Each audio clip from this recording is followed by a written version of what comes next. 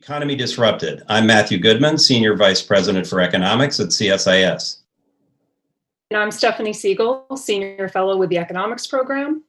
Today, we're launching a new series of live online events. Each episode will focus on a disruptive force in the global economy, drawing on the expertise of our guests to inform the discussion.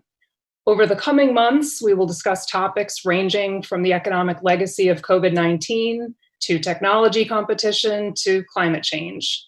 You can submit your questions for today's discussion throughout the event using the link on the event page at csis.org. This week, we're going to talk about the new international economy and all the disruptive forces that we're seeing today. In a minute, I'll introduce our guest, but first, just to quickly give the run of show, Stephanie and I are going to spend about 35 minutes with our guest in a back and forth. Then we're going to take a couple of your questions. You can still submit them, as Stephanie said. And then we're going to stick around for the last couple of minutes because we're going to introduce our next episode and also a little segment we're calling The Bottom Line. So we should be done by 3:50 p.m. East Coast time.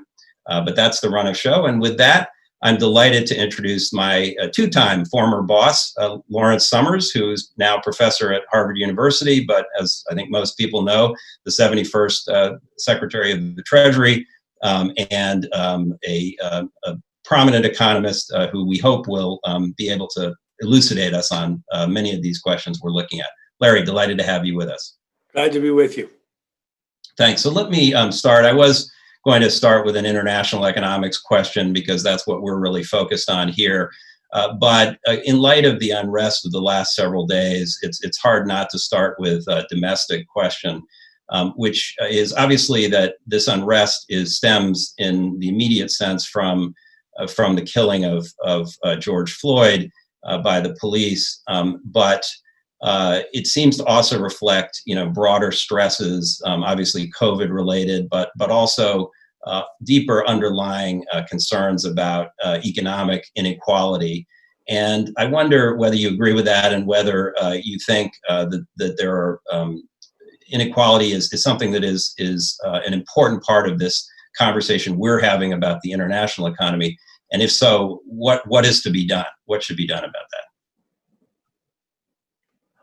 Matt, I'll come back to inequality in a second, but I think it has to be said that the video we saw shocks the conscience. The video we saw is not an entirely isolated event. Other police officers did not intervene to address what was happening.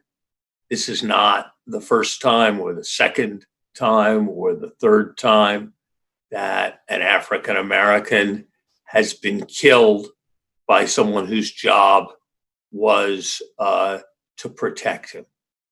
And it lays bare for anyone who needs to see it that the problem of prejudice has not been banished from the United States. And it's easy for those of us who participate in forums like this to celebrate statistics on racial economic gaps closing, or to celebrate the passage of legislation, or to raise questions about various policy excesses. But when we walk down a city street, no one looks at us with suspicious. No one demands to see our IDs. No one pushes us up against a wall. If we are pulled over in our cars by a police official, we do fear getting a ticket, but we do not fear injury, and we do not fear for our lives. And that is not the experience of many of our fellow citizens.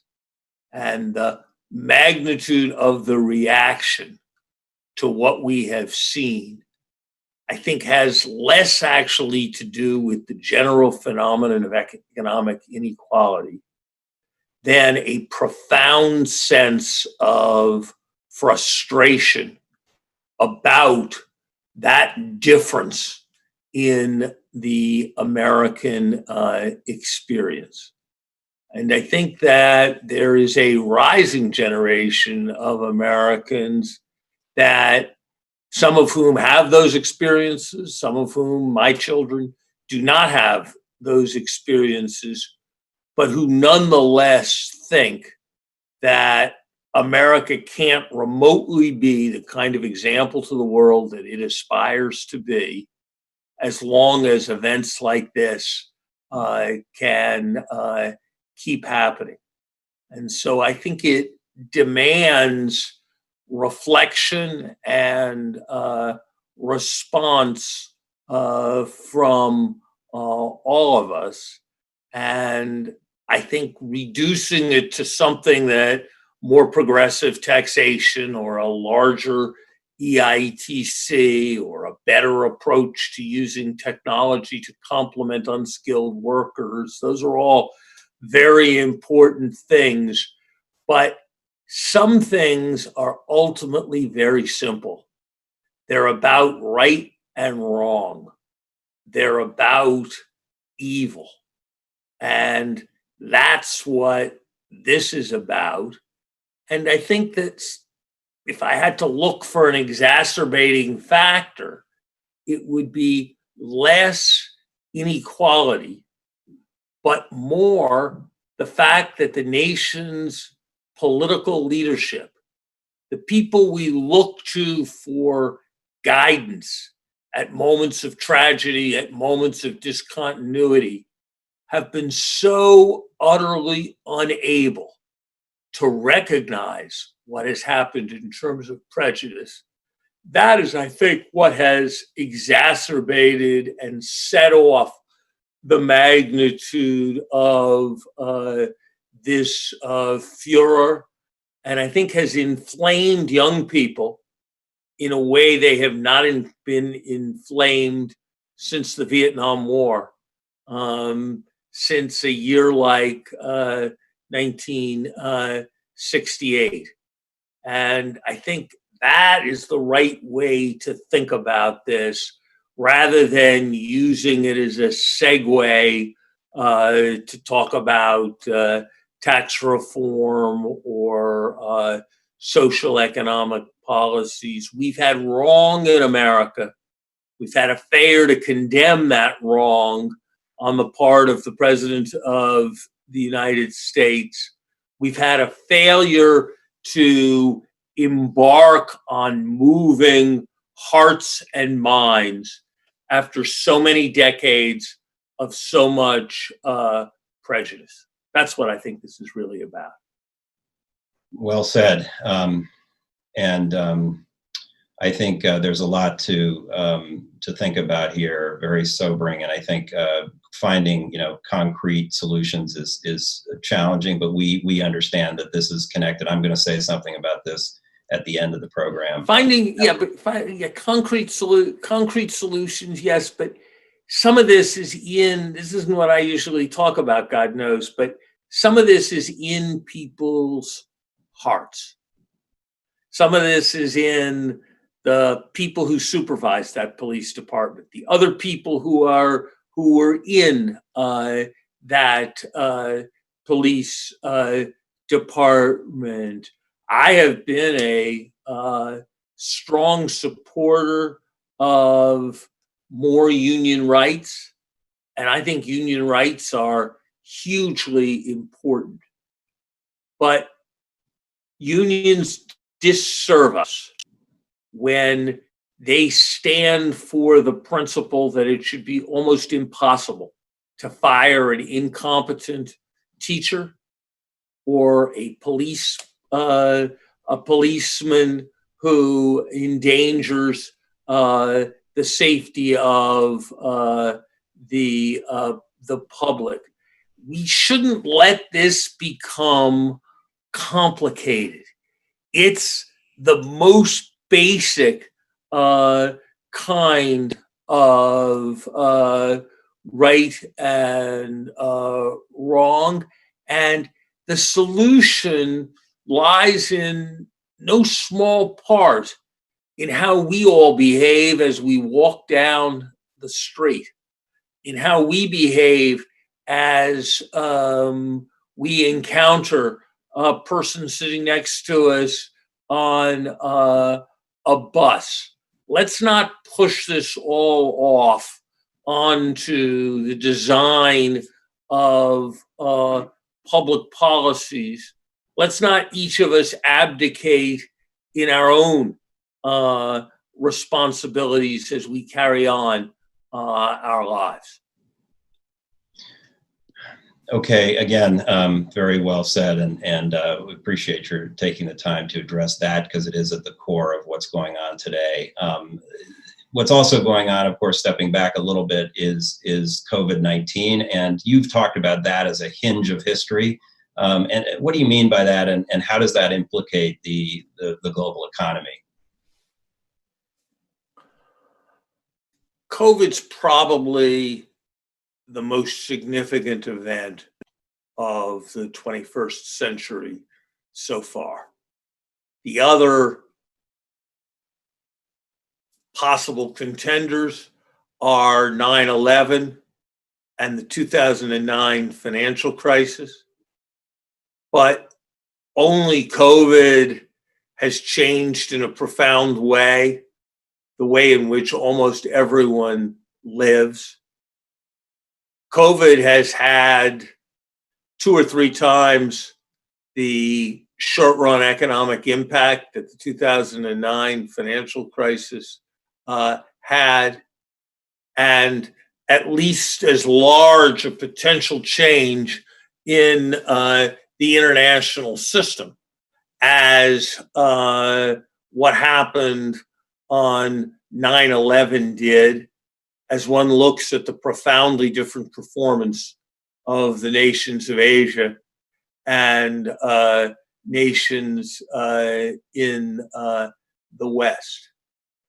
I think there's a possibility that the ultimate significance of COVID for international relations is going to be that our security is going to come ultimately to be seen as much on our ability to have a world order in which all nations exceed a threshold of cooperation as it does our ability to have a world system in which there is a balance of power. And that move from the emphasis being on balancing power to the emphasis being on making sure that there's global cooperations when everybody's security depends on the problem, whether it's an asteroid, whether it's climate change, whether it's pandemic, whether it's terrorism, whether it's financial stability, I think may be remembered as a very big change in the way in which international relations shape our world. Larry, I think you're anticipating my first question for you, which has to do about the nature of the U.S.-China relationship. This is something, in addition to the domestic events that you and Matt were just discussing, has really dominated the headlines recently, and in particular over the last week. And it's this question of the evolution of the U.S.-China relationship. You recently said that there's no more important task for a new president than reconceptualizing the U.S.-China relationship. And so the question to you then is, how should the U.S. approach China? And if I could maybe more narrowly define that a bit, specifically in the economic context, some have argued that the U.S. should decouple from China, from the world's second largest economy. So your thoughts on kind of that reconceptualization of the relationship and the viability of decoupling, I think would be really interesting for the audience. I think decoupling is a response to contingency, not a strategy. Yes, we are going to need to emphasize resilience more. Increasingly, we're going to have to pay as much attention to just in case as we have traditionally to to just in time. But it can't be in our interest to reject interdependence. Interdependence creates incentives in terms of mutual prosperity, for maintaining better relations. Interdependence creates leverage for us in terms of ways in which we're interacting that we can change. We don't have any of that kind of leverage if we're not engaged in any interaction. Interdependence creates opportunities for the mutual understanding and for the avoidance of misunderstanding. So I don't think that splintering or separating is something that is to be desired. I do think that in any bilateral relationship, the terms of the bargain depend, as economists put it, on the outside options of the parties. And so we need to recognize that our strategy can't be one of proclaiming and accepting our dependence and whatever consequences follow from it. But our strategy needs to be one of identifying our most important concerns, laying them out with some clarity, trying to understand what China's most important concerns are, and reaching mutual accommodations. I don't think at this point friendship or partnership is an achievable or plausible goal. I think the way to think about the United States and China is to think about two people who probably would not normally choose to spend time together, who find themselves in a two-oared lifeboat in a turbulent sea a long way from the shore. And finding ways to coexist with both pulling their oar is the order of the day. The United States maintained an alliance with Stalin because the stakes in winning World War II were very high. The stakes in COVID, the stakes in climate change, the stakes in stability are very high today. And we need to find ways of being able to work with China if we're going to do that. Hong Kong presents a very difficult problem. On current facts, it appears that China has traduced what were very clear international understandings, and not by a small margin.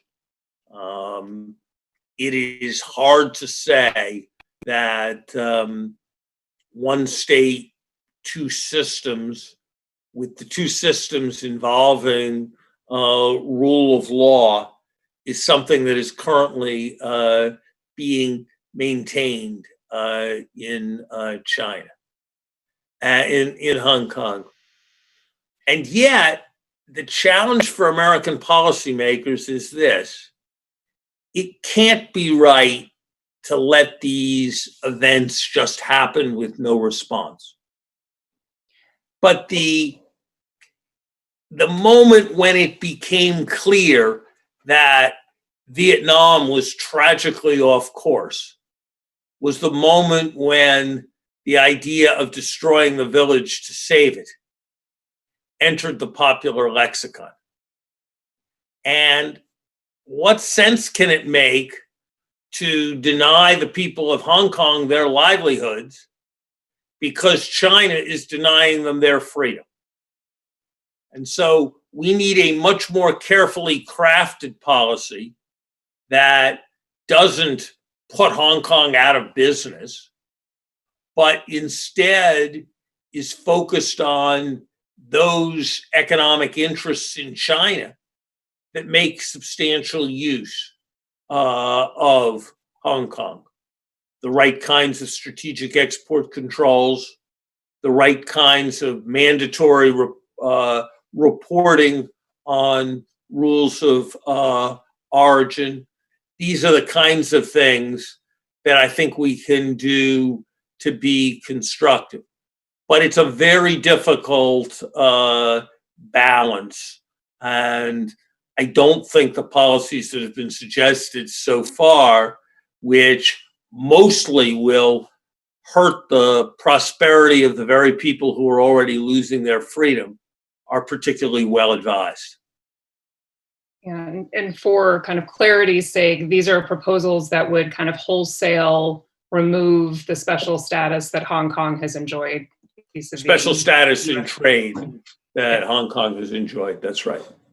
Well, there's a lot more to be discussed there. We're going to need to have you back to talk about just that subject. But let me pivot to something that stems from the China challenge, which is the subject of industrial policy. This has become, having been a dirty word for a long time, it's now back in fashion with some even prominent Republicans who seem to be particularly concerned about the challenges of protecting our critical technologies against the threat from China.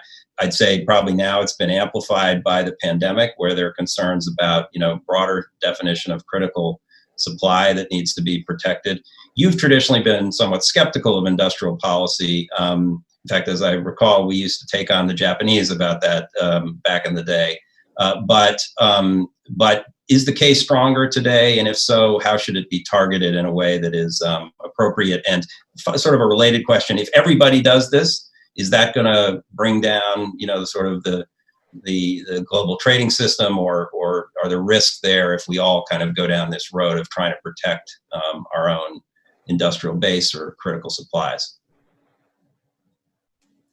Look, as I already said, Matt, I think we probably need to prize efficiency more, resilience more, even at some cost in terms of efficiency. There's something wrong with the fact that the United States needed to airlift supplies of basic personal protective equipment in during a pandemic. There's something wrong if other countries are able to use exports to us as a major source of economic leverage. And in the same way that we've had CFIUS being responsive on concerns of foreign investment, I think we need to have more going on in terms of concerns about the resilience of our economy. And I expect we'll move in that direction.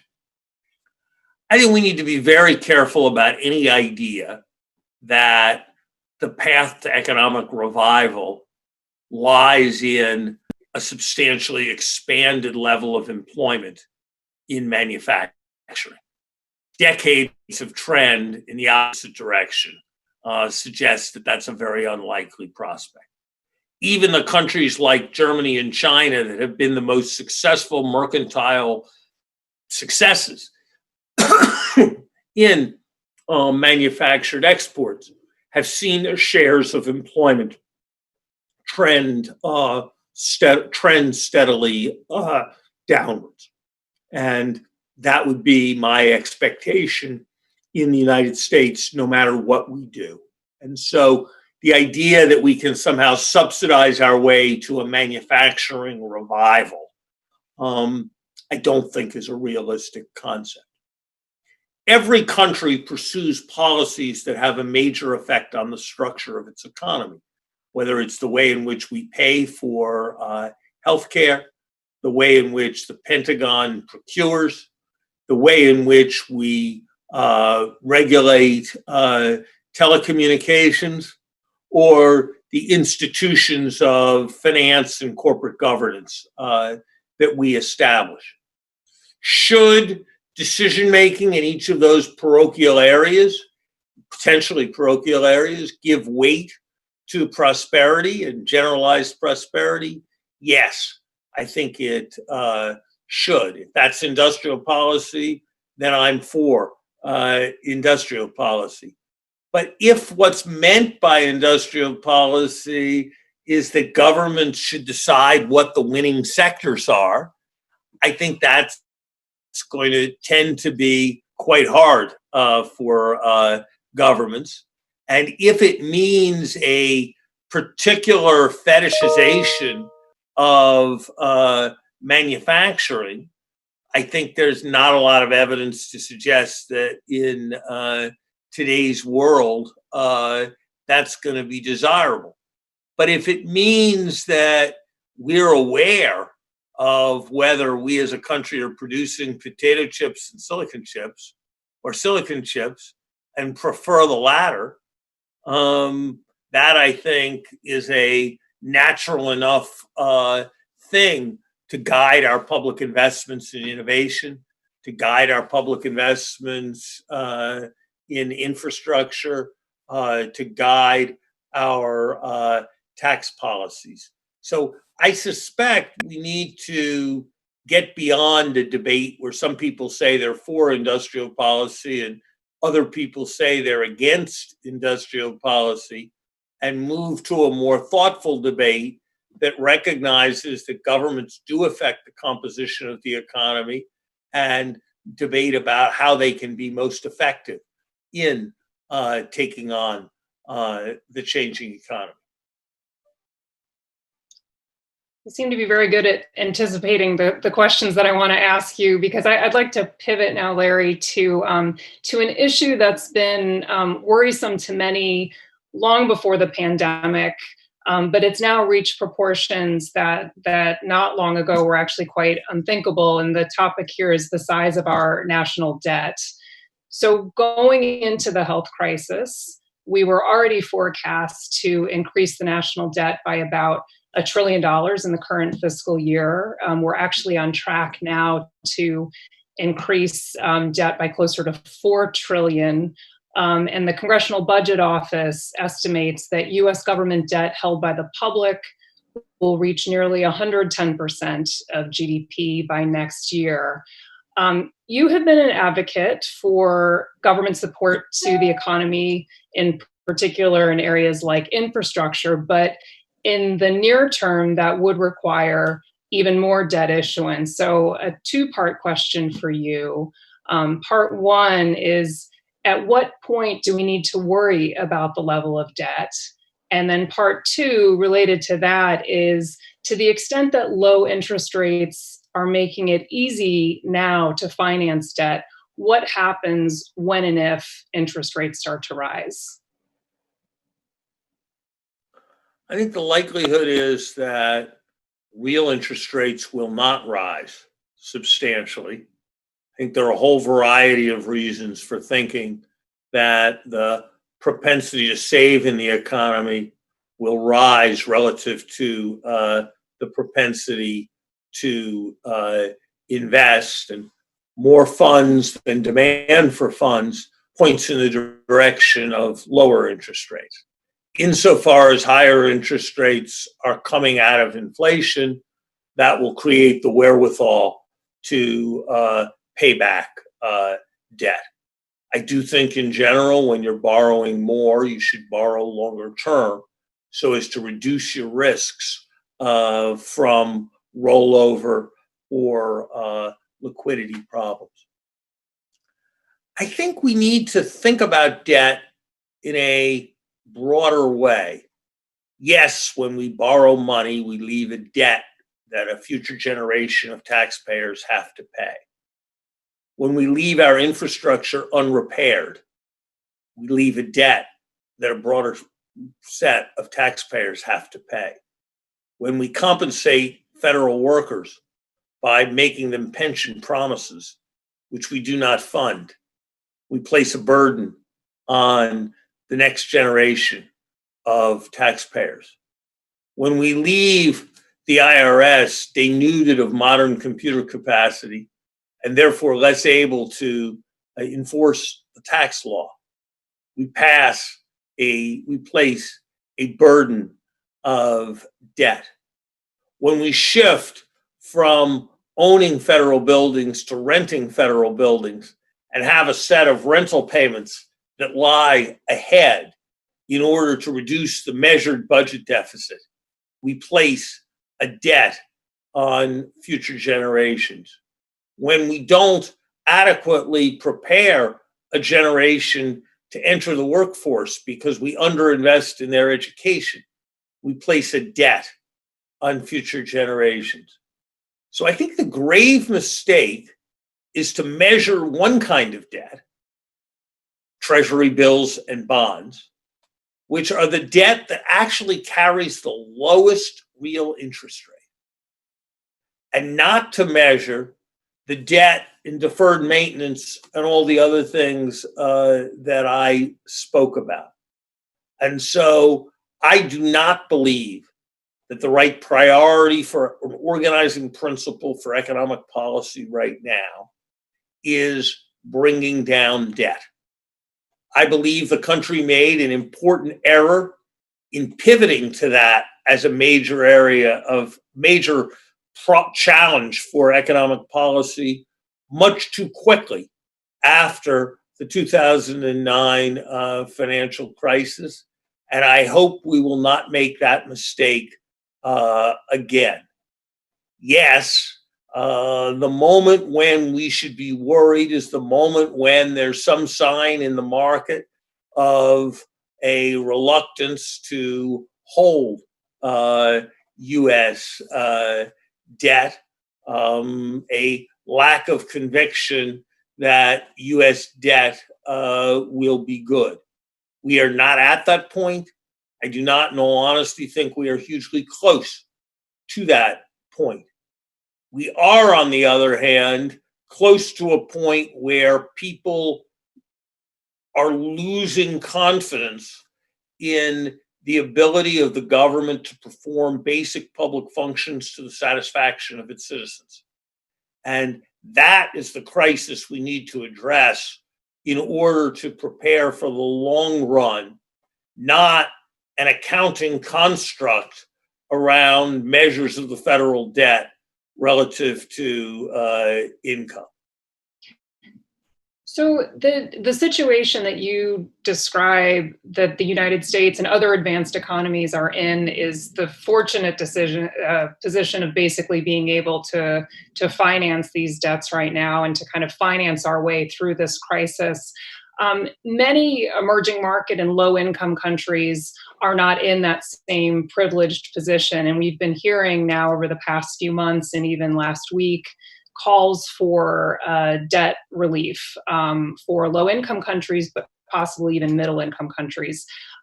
Any thoughts that you have on the advisability of providing that sort of relief and the mechanisms? If you think that there are countries that are now vulnerable because tourism flows have stopped, remittance flows have stopped, commodity prices are low, what has to happen in order to address the debt concerns facing those countries? So here's the difference between the 2009 financial crisis and the current COVID crisis. In 2009, we had large domestic policies and large international policies, supplementing the resources of the IMF, reaching agreements on moratoriums on trade barriers, coordination of domestic macroeconomic policies towards growth. Today, we have not large, but massive domestic policies. And at the international level, we've got close to nothing. No concerted international agreements on economic strategy, no substantial new commitments to fund international organizations, no framework with respect to the maintenance of credit flows or the avoidance of debt. And yet we have a crisis that's more a crisis of interdependence than any crisis we've had so far. That can't be right. I think the right answers do lie in attention to what would otherwise be crushing debt problems. The world lost a decade in Latin America during the 1980s. Because of the lessons that were learned from that, the response that Matt, as a Treasury official, was part of in the 1990s to the Asian financial crisis, to the Mexican financial crisis, was much more rapid and aggressive. And I think, given what may well lie ahead in emerging markets, we need to be prepared and to stand ready to mount a very strong response. And being prepared to reschedule, reprofile, or even reduce debts is one very, very important component of that. I don't think anybody can say yet what exactly will be necessary. But I think what has been agreed so far is not 20% of even a conservative estimate of what will ultimately be necessary. And I think the knowledge that debts are going to be dealt with will serve as an important spur to confidence, will serve to reduce capital flight, and will help the emerging markets through an extremely difficult period. I think your perspective on this issue, having faced a number of these debt crises in the past, is particularly relevant as we can kind of see what may be coming, what likely is coming down the pike. The time has gone. Let me just say, Stephanie, let me say one last thing. I've never heard a story about a debt crisis where the reaction was premature or the reaction was excessive. And certainly there have been many where the reaction was too little, too late. And that's why I put this emphasis on action now. A lesson of history for sure. We're going to turn, we've got time for a few audience questions. I'm going to turn to one that actually picks up, I think, on this debt theme. The question here is about the Federal Reserve's innovative policies dating back to the global financial crisis. I think they are referring to the various asset purchase programs and liquidity facilities. The questioner suggests that they have not been or likely will not work well to help the real economy regain its economic potential rate of growth, and asks what would be a better solution, if you want to take that on.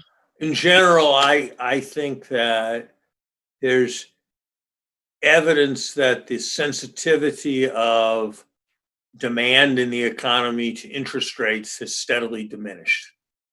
And that leads me to think that we should be putting more emphasis on fiscal policy for the future and a little less on monetary policy. It sounds like Chairman Powell agrees with you based on his recent comments. So, Matt, I think you have the next audience question.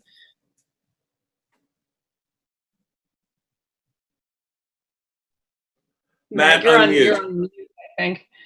I'm so sorry. Rookie mistake. So very different type of question from someone who may be a student or a faculty member at a university, because the question is, do you think there will be any real college economy in the US before a vaccine is found, or until a vaccine is found? And, you know, if you want to take that as a professor and former president of a university more broadly, that'd be fine. And, the question also, another dimension of this about, what the significance is of the period from now until a vaccine and the period, after a vaccine more broadly than, in the university context. Any of that. Life's not going to feel normal until we have a vaccine, point one. Not going to feel close to normal on university campuses or much of any other concentrated place, point one. Point two, I hope we get a vaccine as soon as possible, and I'm encouraged by some of the scientific indicators. Everything I've learned in my 65 years of life suggests that when it comes to very large and very complex projects, there tend to be many more surprises which slow things down than there are surprises which speed things up. And administering 7 billion vaccines safely all over the planet Earth strikes me as being a very complex and difficult project. And maybe it'll all get done within 12 months, but that would not be my bet. Far from it. So I think it's going to be a while. There surely will be a college economy. There'll be schools that will collect substantial tuition for putting on Zoom courses.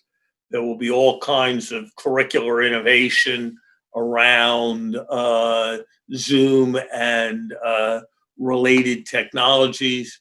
There are a variety of institutions, Notre Dame and Purdue come to mind, that have announced their intention to reopen in the fall. So there will be a college economy. I'm not sure that it's going to be a college economy that's going to look familiar to alumni if they choose to return. Close to 40% of the Harvard senior faculty is over the age of 65. That suggests that's probably a problem, by the way, in general terms. But apart from that, it suggests that much of the faculty is not going to be present and couldn't safely be present in classrooms prior to a vaccines being found. So I think we're going to have a college economy, but it's going to be a very different college economy. I think a major question before higher education is, will every college run its own Zoom calculus class to its own students? Or when you're not going to have immediacy with your professor and your fellow students and you're watching it on Zoom, will 5 best versions of introductory calculus emerge? And will that be where everyone goes? And will that create vast economic opportunity for the institutions that are able to mount those superstar calculus courses and courses in every other field? So this has more potential to change the competitive landscape and the ecology of many different types of institutions of higher education than anything that's happened in the last century. Will that happen? I don't know.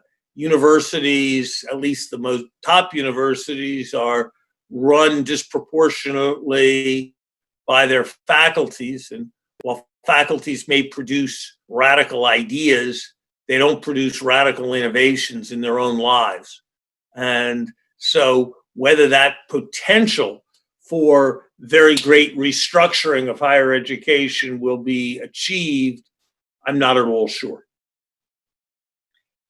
Yeah, it's so interesting. I mean, this is one of the themes I think related to COVID-19 is certain sectors of the economy, and you just elaborated on education, could fundamentally be changed as a result of the pandemic. And that's hopefully topics that we're going to touch on in future episodes of the series. We've got, I think, time for one last question from the audience. And this is a nice one. It's basically, if you could be king, if you faced no political or economic restrictions, what 3 things would you do to jumpstart employment in the United States?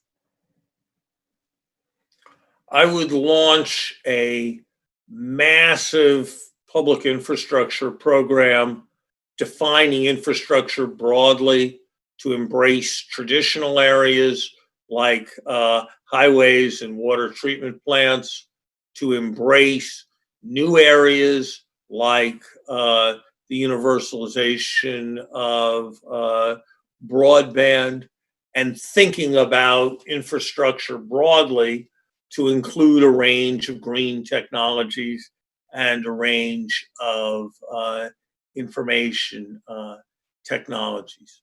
Second, I would make massive investments in the caring economy. Truth is, we're going through a transformation like the transformation the economy went through a century ago with respect to agriculture. And the consequence of that transition is going to be that many sectors are going to go the way of agriculture. They're going to produce an abundance of output with the paucity of people. And so we're going to need to find alternative employment for all those people. And we may not have traditional business models that make it profitable to employ large numbers of people in childcare or taking care of the aged. But God knows there is that work to be done. And third, I would address in a much more serious way the need for the retooling of an economy that is more sustainable, which goes in part to the infrastructure issues, goes in part to the question of carbon pricing, but goes more broadly to our systems of transportation and almost everything else that networks us together. Wow, a rich agenda and rich answers to a broad set of questions. Only you can do this, Larry. We really appreciate your spending time with us. We could have done this for another 45 minutes, but hope we can have you back at some point. I'd be delighted. Thank you so much for that.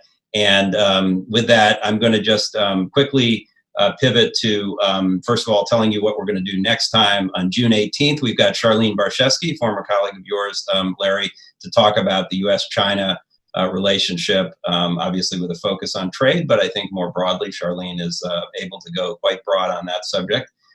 So stay tuned for that, June 18th. And then I'm going to now move to this new segment we're calling The Bottom Line. So we'll queue up that segment. Thanks so much, Larry. Thank you.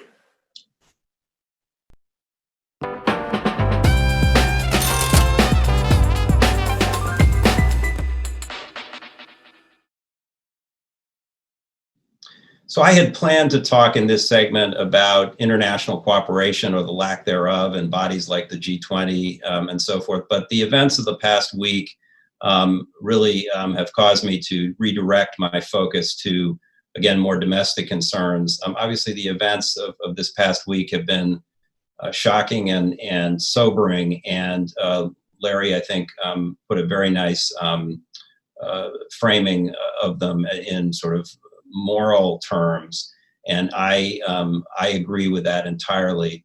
I do think clearly we have a lot to reflect on after this atrocious killing of an unarmed African American man in Minneapolis by the police. I do think there are deeper frustrations at play here as well, including about inequality. Inequality is a loaded term for some, but it's a measurable phenomenon. If you look at, for example, the disproportionate impact that the COVID-19 pandemic is having on African Americans and Hispanics, or measure the gap in household incomes between rich and poor that have been growing pretty consistently over the last several decades.